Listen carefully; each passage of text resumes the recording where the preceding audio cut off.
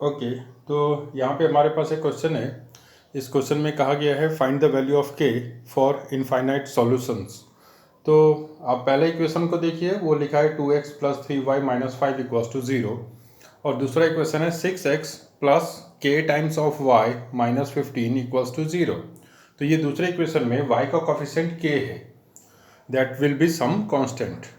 अब इन्होंने कहा find the value of that constant k such that both of the equation have infinite number of solutions। तो इसके पिछले वाले वीडियो में हमने देखा है कि इनफाइनाइट सॉल्यूशंस के लिए a1 upon a2, b1 upon b2 और c1 अपॉन c2 ये तीनों इक्वल होते हैं। तो b1 upon b2, c1 upon c2, a1 upon a2 ये निकालना चाहिए आपने। आप इन्हें निकालें और फिर इक्वेशंस आपके पास तीन इक्वेशन है। a1 upon a2 equals to b1 upon b2, a1 upon a2 equals to c1 upon c2 and third b1 upon b2 is equals to c1 upon c2। तो आपके पास तीन इक्वेशन है। मोस्टली आप तीन unknown के values निकाल सकते हैं। तो जितने अननोन होने चाहिए और जितने अननोन होते हैं उतने ही इक्वेशन होने चाहिए, तो फिर उनकी वैल्यूज निकाली जा सकती है। तो हमारा काम है इसको यूज करके इस k की वैल्यू को ढूंढना। तो सबसे पहले क्या करना चाहिए, कोई सा भी इक्वेशन लीजिए, कैसा भी इक्वेशन हो। ये कल भी मुझे एक दो बच्चे पूछ रहे थे इस स्टेप के बाद क्या करना है, उस स्टेप के बाद क्या करना है। भाई स्टेप इसमें ज़्यादा नहीं है, 15-20 स्टेप नहीं है। एक सबसे पहली स्टेप है आप सभी को स्टैंडर्ड फॉर्म में बदलो। जितने भी इक्वेशन दिए हैं, दो ही दिए रहते हैं, दोनों को ही बदलिए स्टैंडर्ड फॉर्म में। और इसके बाद में अगर सब्स्टिट्यूशन मेथड आप कर रहे हो तो आपको मालूम है कि कांस्टेंट पार्ट को सेपरेट करना है। और मैंने काफी बार वीडियोस बनाते वक्त बोला है कि कांस्टेंट पार्ट को सेपरेट कीजिए, कांस्टेंट पार्ट को सेपरेट कीजिए। आप लोग शायद देखते ही नहीं हो वीडियो ढंग से और वो पता भी नहीं चलता। तो ऐसा ही काम आप लोग क्लासरूम में भी करते हो। तो अभी एक ही बात है, कितनी बार बता सकते हो उसको। तो यहाँ पे भी लीनियर इक्वेशन के किसी भी सवाल को बनाने के लिए उसको स्टैंडर्ड फॉर्म में बदलना ही पड़ेगा। मतलब वेरिएबल को डिनोमिनेटर से न्यूमरेटर में डालना ही पड़ेगा। नहीं डालेंगे तो सवाल नहीं बनता। आपके स्कूल में कुछ बच्चे या कुछ टीचर ऐसा जरूर करेंगे कि उसको वेरिएबल को डिनोमिनेटर में ही रहने दिया और बनाने का पूरा प्रयास किया और शायद बन भी गया। बट वो 2 या 4 5 सवालों में बन सकता है या सिंपल टाइप के सवालों में बन सकता है, हर जगह वो एप्लीकेबल नहीं है। तो इसमें सिंपल रूल है कि सबको स्टैंडर्ड फॉर्म में बदलिए। और इसके बाद में अगर वेरिएबल डिनोमिनेटर में नजर आता है तो उसको कांस्टेंट से सेपरेट कीजिए और कुछ एज्यूम कर लीजिए, ए या बी, और फिर आप सवाल आसानी से बना सकते हैं। तो यहाँ पे इस सवाल में हमें ये 2x plus 3y minus 5 equals to 0 है। तो इसमें भी आप a1 a2 b1 b2 और c1 c2 ये निकालेंगे। तो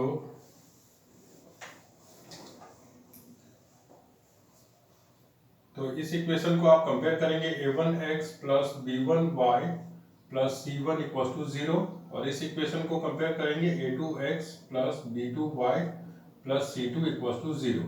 इनके साथ कंपेयर करना है और कंपेयर करने से आपको a1 b1 c1 और a2 b2 c2 इनकी वैल्यूज मिल जाएंगी।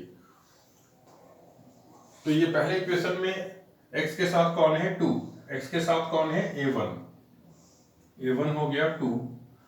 फिर y के साथ में है 3, यहाँ पे y के साथ में है b1, तो b1 इक्वल्स टू 3। और ये -5 है, तो क्या c1 -5 है, तो c1 इक्वल्स टू -5। ये 5 नहीं है, -5 है, क्योंकि अगर हम इसे स्टैंडर्ड फॉर्म में लिखने जाते तो यहाँ प्लस डालते फिर माइनस साइन डाल के ब्रैकेट रखते। तो इसलिए c1 क्या है -5। अब दूसरे इक्वेशन को कंपेयर करें तो a2 6 b2 k है। ये a1 b1 c1 a2 b2 c2 ये सभी कांस्टेंट नंबर है। इनके साथ में कभी भी आप y या यहाँ पे x ये लिखने का काम ना करें। तो b2 हमने लिख लिया, फिर c2 लिखिए। c2 क्या है -15। इसके बाद में फॉर इनफाइनाइट सॉल्यूशंस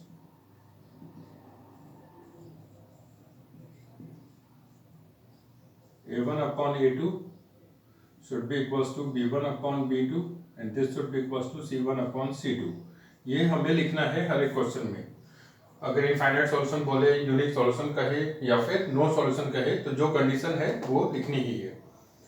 तो इसके बाद का नेक्स्ट काम है a1/a2 को निकालना। तो a1/a2, इसे a1 कितना है 2 और a2 है 6, तो 2/6 a1/a2 ये मिल गया 1/3। फिर नेक्स्ट है b1/b2, b1 कितना है 3 और b2 कितना है k, तो ये हुआ 3/k, तो b1/b2 इक्वल्स टू 3/k। और फिर c1/c2, c1 है -5 और c2 है -15, तो -5/-15, तो c1/c2 ये कैंसिल होगा और एट लास्ट बचेगा 1/3। तो ये हमने a1/a2, b1/b2 और c1/c2 इनकी वैल्यू निकाल ली। तो ये स्टेप्स हर एक सवाल में करने ही है, मतलब आपको a1 a2 b1 b2 c1 c2 ये ढूंढना ही है, चाहे आप कोई सा भी सवाल बनाएं इस टॉपिक में। और इसके बाद में देखिए a1/a2 और b1/b2 क्या ये दोनों इक्वल दिख रहे हैं? तो a1/a2 है 1/3, b1/b2 है 3/k, ये तो हमें पता नहीं इक्वल है या नहीं। लेकिन c1/c2 को भी चेक करें, तो c1/c2 है 1/3, तो ये दोनों तो इक्वल हो गए। अब इन्होंने बोला था कि इनका इनफाइनाइट सॉल्यूशन है, तो फिर k की वैल्यू बताइए। तो हम क्या करेंगे, इन दोनों को ले लेंगे, कंपेयर करेंगे, इक्वल ले लेंगे, या फिर इन दोनों को इक्वल ले लेंगे, क्योंकि ये और ये सेम है तो किसी को भी लिया जाए। तो हम ये लिख सकते हैं because a1/a2, b1/b2 and c1/c2 all three are equal, तो हमने इसे लिख दिया। यहाँ से किसी भी दो को ले, 1/3 equals to 3/k, k will get to this side and 3, so k into k equals to 9। तो ये आपके पास सॉल्यूशन आ गया। k की वैल्यू क्या होनी चाहिए, 9 होनी चाहिए। तो जब k आपको 9 मिलेगा तो हमेशा इसके इनफाइनाइट सॉल्यूशन होंगे। इसको आप चेक भी कर सकते हो, अगर k की जगह पे आपने 9 को पुट कर दिया तो ये 3/9, 3/9 का मतलब 1/3, a1/a2 भी 1/3 है, c1/c2 भी 1/3 है। तो इस प्रकार के सॉल्यूशन क्वेश्चन में जहाँ पे आपको इनफाइनाइट सॉल्यूशन पूछा जा रहा है, इसको इस तरीके से बनाना है। मैं इसमें और भी एक दो सवाल लेता हूँ। तो ये मैंने नेक्स्ट क्वेश्चन लिख रखा है, इसमें भी आपसे यही पूछा जा रहा है, इफ द फॉलोइंग इक्वेशंस, यहाँ पे ये जो दो इक्वेशन है, if the following equations have infinite solution, find k। k की वैल्यू ढूंढनी है, तो k कहाँ नजर आ रहा है, पहले इक्वेशन में भी नजर आ रहा है, दूसरे में भी नजर आ रहा है, दूसरे में तो 2 बार नजर आ रहा है। कभी सवाल देख करके परेशानी शुरू हो जाएगी हमारी, लेकिन हमें परेशान नहीं होना चाहिए। हमारा सिस्टम है कि सबसे पहले स्टैंडर्ड फॉर्म में लिखेंगे, फिर a1 a2 b1 b2 c1 c2 इन्हें लिखेंगे, और थर्ड स्टेप है इनफाइनाइट सॉल्यूशन के केस में a1/a2 equal to b1/b2 equal to c1/c2 ये होता है। तो इसी में पुट करेंगे, जो हमें पता है हमें वही काम करना है, अपनी तरफ से ज़्यादा दिमाग लगाने की आवश्यकता ही नहीं है क्लास 10th में। तो आपके पास में ये जो इक्वेशन है, इसको आपने लिखा x plus k plus 1 times of y minus 4 equals to 0। ये -4 होगा, तो एक और स्टेप लिखने से बेहतर है कि मैं इसको ब्रैकेट में -4 लिख लूँ। और फिर दूसरे इक्वेशन में क्या दिख रहा है, ये k plus 1 times of x plus 9 times of y plus ये दोनों इस तरफ आ जाएंगे, तो -5k -2 ऐसा बनेगा। जो भी टर्म LHS से RHS में जाता है, RHS से LHS में जाता है एड या सब्ट्रैक्ट होने के लिए, तो उसका साइन चेंज होता है।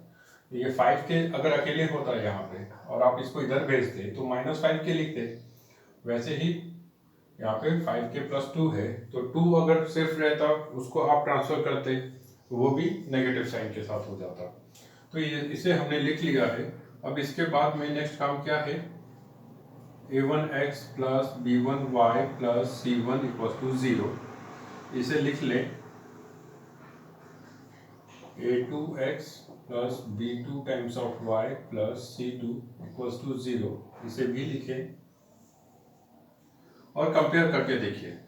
x के साथ में क्या दिख रहा है, तो कुछ भी नहीं दिख रहा है, मतलब कोफिशिएंट 1 हो गया। और फिर a1 क्या लिखा जा सकता है, a1 इज 1। b1 क्या हो गया, b1 है y का कोफिशिएंट, तो y का कोफिशिएंट है k+1।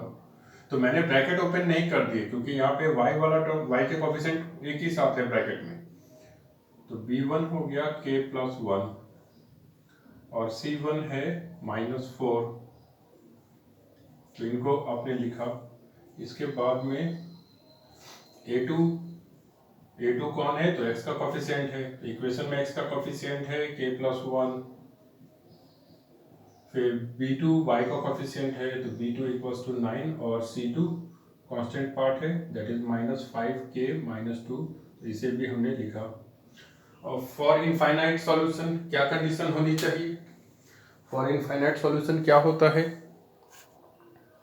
तो आपको मालूम है for infinite solution a1/a2 b1/b2 और c1/c2 तीनों इक्वल होते हैं।